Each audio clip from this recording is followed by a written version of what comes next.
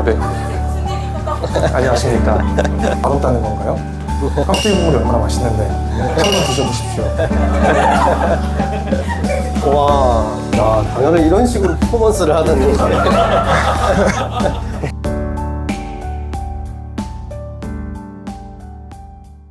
바로 강연을 시작할 텐데요. 네, 바로 어떻게 계시네요. 네. 왜 여기 있죠? 그냥 네, 비전 스쿨을 하면서 참 드문 키워드 중에 하나가 인문학, 철학 이런 키워드들입니다. 제 생각에는 저도 인문학 강의를 하다 보니까 인문학이나 리더십이나 철학을 가르칠 수 있는 피찬들 좀 많았으면 좋겠다. 또는 삶의 성찰을 좀 지도해 줄 수 있는 사람들이 많았으면 좋겠다 하는데 되게 드물지만 키워드가 나와서 제가 되게 환영하고 있는 멘티 중에 한 명입니다. 지금은 제가 어디 가든지 좀 철학적인 명제가 떠오르면 연락해서 좀 대화도 좀 해보고 싶고 또 안 바쁘시다면 커피 한잔 하면서 좀 인생 전체에 대한 얘기를 해도 하루 종일 이야기할 수 있는 사람이 되셨어요. 그래서 대중철학자라는 키워드를 가지고 지금 비전을 쫓고 있는 사람입니다. 아마 내년쯤에는 여러분이 저 서로 작가로 만날 수 있는 분인 것 같은데요. 대중철학자 유성범 멘티 앞으로 모시도록 하겠습니다. 네. 유일하게 떨리지 않는 분 같은데. 마이크. 아, 네. 안녕하십니까. 네, 비전스쿨 467기 유성범이라고 합니다. 반갑습니다. 네, 몇 살 때 갔나요? 네, 중학교 2학년입니다. 네, 근데 제가 작가의 꿈을 갖기 시작한 거는 6학년 때였어요. 그래서 오늘 주제의 강연은 선택하는 삶인데 왜 선택하는 삶인지 먼저 한번 나눠보시죠. 결국 안 먹는구나. 네, 그 다음에요. 여러분 국밥 좋아하십니까? 저는 국밥 하루에 3끼씩 먹을 수 있습니다. 국밥이 모두에게 입맛에 맞는 이유는 소금 간을 스스로 조절할 수 있기 때문이에요. 동의하시나요? 네. 근데 국밥에 설탕 넣어 드시는 분 보신 적 있나요?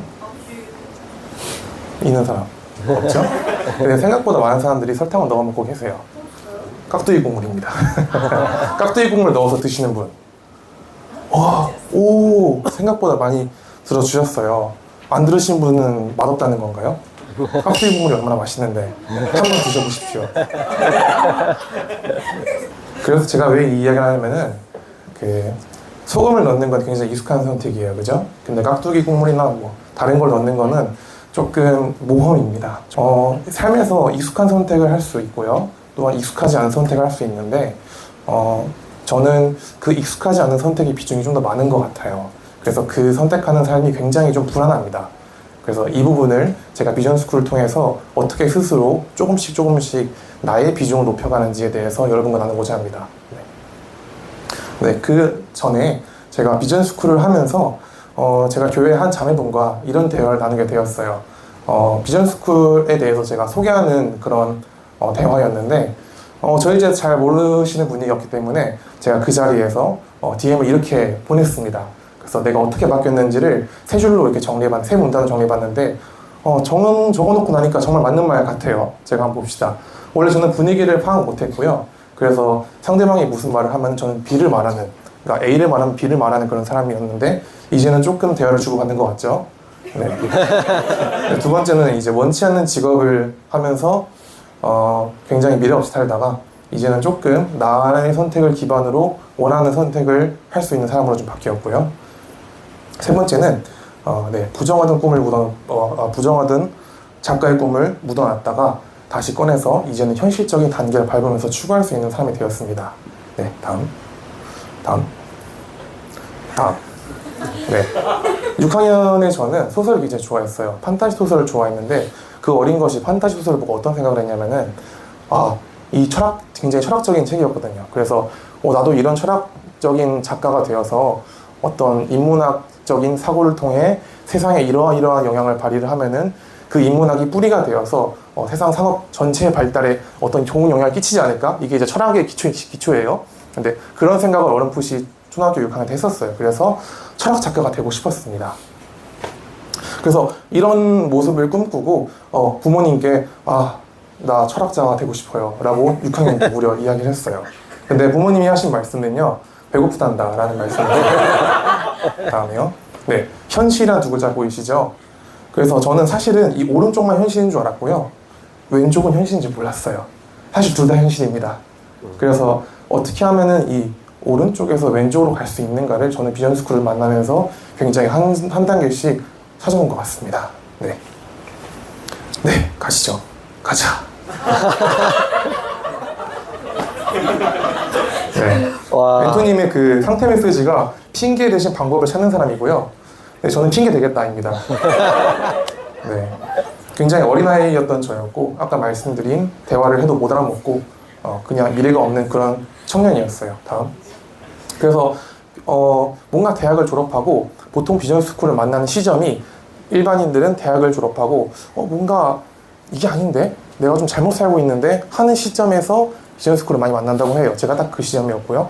그래서 저는 작가는 꿈인데, 나와서 뭘 하겠는지 모르겠는 거야.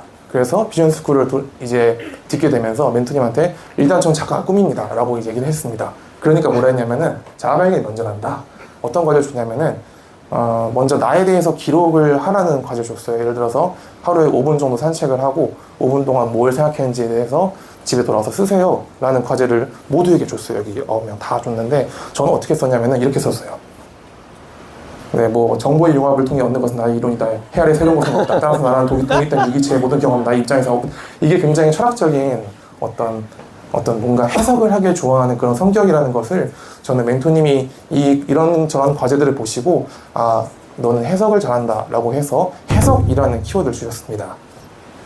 그래서 해석이라는 키워드를 줬고요. 그다음 네, 이게 이제 제가 자아 발견 과정 속에서 멘토님께서 이런저런 과제를 통해 저에게 발견하시는 그런 어떤 기질들, 특징들 이런 것들을 한 가지 단어로 요약해가지고 이만큼 주셨어요.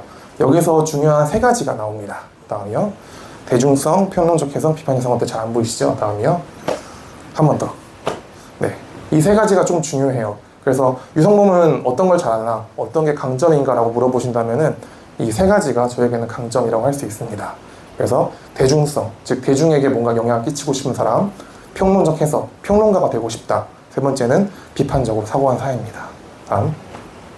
네, 질풍노도의 시기를 거치고 있습니다. 네, 무려 이제 자아 발견을 거쳐서 이제 막 이것저것 알바를 하면서 어쨌든 생계는 유지하고 비전은 발견해야겠고 그런 상황에서 제가 뭘 하면 되나요? 라고 멘토님께 이제 주기적으로 상담을 했어요. 또. 네, 이제 저 책 보이시죠? 멘토님 쓴 책입니다. 멘토님 쓴 책, 네, 책 제목이 그래서 제가 뭘 하면 되나요?예요. 네, 다음. 그래서 멘토님이 이제 직무를 조금씩 소개해주기 시작했어요. 이런 키워드들을 네가 현실에서 적용을 해서 어떻게 발현되는지 봐야 하지 않겠니? 근데 저는 굉장히 또 겁이 많거든요. 겁이 많아서 이제 기자 혹은 편집자를 해봐라고 했는데 솔직히 그럴 수 있잖아요. 갑자기 내가 웬 기자지? 그러니까 판단할 수 있는 게 아무것도 없는 거예요. 갑자기 내가 왜 기자를 해야 되고 갑자기 내가 왜 편집자가 돼야 되지? 이걸 전혀 몰랐기 때문에 상당 시간 동안 도망치는 시간들이 있었습니다. 네. 다음. 네. 그렇게 해서 수업을 박차고 도망가기도 했어요. 네. 근데 이제 어찌어찌해서 기자가 되었어요. 그래서 지금도 기자를 하고 있습니다. 네. 그래서 비판적 사고, 대중성, 평론적 해석이 기자 생활을 하면서 상당 부분 검증 과정이 있었어요. 그래서 이 3개가 왜 내 강점인지, 이게 기자를 하면서 어떤 부분이 강점인지 보실까요? 네, 한 번 더.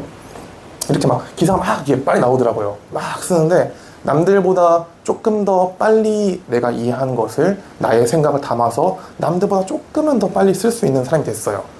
그게 이제 내가 가지고 있는 비판적 사고 혹은 이런 해석적인 역량이 조금 많이 발현되었다라고 제 스스로 결론을 내리게 되었습니다. 자, 제가 이 정도 결론을 내기 전까지는 저는 몰랐죠, 그렇죠? 그래서 그 전에는 도망치는 시기가 굉장히 많았고요. 그래서 여기서 문제가 하나 나와요. 저는 그러면은 제가 판단하기 전에 멘토님이 나한테 넌 이거 해봐라 라고 해야 제가 그 다음 스텝을 알 수 있는 사람인 거죠, 그렇죠? 저는 스스로 선택할 수 없는 사람이에요. 스스로 선택할 수 있는 경험이 아직 제게 없기 때문이죠. 그럼 어떻게 해야 되나? 그럼 계속 멘토님만 제가 물어보고 의지를 할까요? 아니겠죠? 그 다음. 네, 조금 이제 갑자기 내용이 확 뛴 느낌이 있을 텐데 그 세 가지 키워드를 조합을 하니까 이런 이제 문장이 나오더라고요. 한번 다음. 자, 어떤 문장이 나왔냐? 제가 철학을 하고 싶다는 걸 발견했고요. 제가 지금까지 걸어왔던 모든 길들이 뭔가 철학자들이 그동안 자연스럽게 하는 것들이었다는 걸 깨닫고, 그래서 나는 앞으로 어떤 사람이 되어야 하는가라고 이제 질문했을 때 뭔가 대중성, 즉 대중들에게 영향을 끼치는 것을 목적으로 하는 철학자가 되어야겠다라는 결론을 얻을 수 있었어요. 그래서 뭘 하고 싶니? 라고 물었을 때 저는 일단 사회 문제에 대해서 뭔가 본질적인 대안을 제시하고 싶어요 라고 이렇게 결론 내릴 수 있었습니다. 다음. 네. 그래서 이거를 매일매일 비전 선언문이 나왔으니까 매일매일 감사 제목, 비전 선언문 이렇게 매일매일 하루에 한 장씩 쓰고 이렇게 이렇게 명함도 나와가지고 보는 사람마다 돌리고 있어요. 일단 나가실 때 저기 명함이 있으니까 꼭 가져가세요. 제한 한정 수량입니다. 네. 다음. 네. 그래서 이게 최근에 저예요. 살이 좀 이때보다 좀 더 쪘습니다. 지금 최종 진화 버전이죠. 네. 그래서 기자를 하고 나서 이러이러한 성과가 있었어요, 멘토님 라고 이제 막 자랑을 했어요. 그러니까 멘토님이 멘토 발견을 할 때가 되었다. 자, 무슨 멘토 발견이냐? 더 나은 기자가 되는 건가? 라고 생각할 수 있잖아요. 근데 방금 나왔던 그 대중철학자라는 단어를 기억하시죠? 그래서 뭔가 대중철학자라는 이런 직업이 있나요? 없죠. 그래서 뭔가 이런 걸 비스무리하게 하고 있는 사람들이 있어요. 잘 찾아보면은 굉장히 많겠죠. 그런 사람들을 네가 쫓아가서 직접 네가 어떻게 살아가야 될지를 물어봐라 라고 하는 과정이 마지막 3단계 멘토 발견 과정이에요. 근데 이제 문제는 제 입장에서는요, 멘토님도 이제 작가이시면서 칼럼니스트예요. 제 이제 비전 단계 중 하나가 일단 작가 되는 거고요. 그 다음에 칼럼니스트가 되는 겁니다. 근데 딱 봐도 멘토님이 제 직속 상관이잖아요. 그래서 멘토님이 뭐라고 하셨냐면은 바로 찼습니다. 네. 안 웃으시네. 네. 다시 그 다음. 네. 그래서 뭔가 여기서 이제 클라이막스가 온 것 같아요. 멘토님이 바로 이렇게 뻥 차는 순간 나는 나의 선택을 순간을 모두 멘토님께 밀었구나 하는 그런 문제들이 있었습니다. 다음. 그러면은 여기까지 제가 잘 왔어요. 최종 진화 버전까지 살이 가장 찐 버전으로 왔습니다. 그 다음은 어떻게 해야 되나? 다음. 자, 세 가지를 다 띄워주세요. 이 세 가지 키워드를 제가 적게 되었는데요. 이 세 가지 키워드가 제가 최근에 한 달 동안 멘토님을 의도적으로 조금 거리를 두면서 기도를 시작하면서 이제 얻게 된 그런 어떤 저만의 생각 결론들이었습니다. 그래서 첫 번째는 이제 수료도 다가왔고 앞으로 내가 어떻게 해야 할지, 어떻게 현실적인 단계를 더 스스로 발견해 나가야 할지를 찾아야 하기 때문에 기도를 합시다. 그래서 이제 매일 밤마다 기도를 했는데 생각보다 너무 좋은 거예요. 이 기도를 하면서 되게 이 과정 속에 하나님께서 또 굉장히 좋은 사인들을 주셨고, 이거에 이제 실제로 이제 간증 거가 참 많은데 어쨌든 기도를 하면서 좋은 결과들이 많이 나왔고요. 그래서 이 작전 기도가 조금씩 원래는 40일 작전 기도 하려고 했는데 이제 그냥 매일 해야겠다 라고 이렇게 마음을 먹게 되더라고요. 그래서 첫 번째 스텝은 우선 굉장히 거대해 보였던 이 멘토님이라는 사람을 하나님 안에 끄집어 넣는 작업이었어요. 어쨌든 하나님은 우리의 주관자 되시고, 그리고 우리가 결국은 우리의 미래에 생사 주관하시는 것도 하나님이신데 이거를 내가 하나님께 부여하겠다라는 것을 제가 스스로 조금 더 자각하고 노력하는 그런 과정이었습니다. 그리고 이제 비전스쿨 끝나면요, 이런 것들을 이제 내가 스스로 세워놓지 않으면은 나는 결국 돌아갈 것이다. 그래서 이런 부분들을 요즘 최근 들어서 조금씩 이제 나의 것을 하나하나씩 만들어 나가는 과정인 것 같아요. 그래서 결국은 홀로 서기의 단계구나. 나는 이제 멘토님을 떠나서 내 스스로 발견하고, 그렇게 틀리더라도 나의 선택을 믿어주는 깍두기 국물이 좀 맛이 없더라도 조금 이것저것 시도해보는 사람이 되어야겠구나 라고 결론 내게 되었습니다. 다음이요. 네. 그래서 비전스쿨 하는 단계에서는 이런 모습이었어요. 제가 멘토님과 하나님에 좀 걸쳐 있고요. 멘토님이 뭔가 하나님과 저만의 이 중간에서 뭔가 또 신앙적인 역할도 많이 해주시고, 하나님이 조금 일로 가 있다면은 그 다음 약간 요즘 이렇게 가는 것 같아요. 여기서 하나님은 이미 모든 걸 주관하시는 그 가운데 멘토링 연구소가 저 이만큼 가지고 가고요. 그 옆에는 제 미래를 책임질, 혹은 제 미래에 이제 저를 조금 인도에 가르침을 주실 그럴 이제 분들을 제가 스스로 찾아서 이제 영향을 받겠죠. 다음. 자, 그래서 점점 커질 겁니다. 그럼 제가 안 보이겠죠? 그 다음.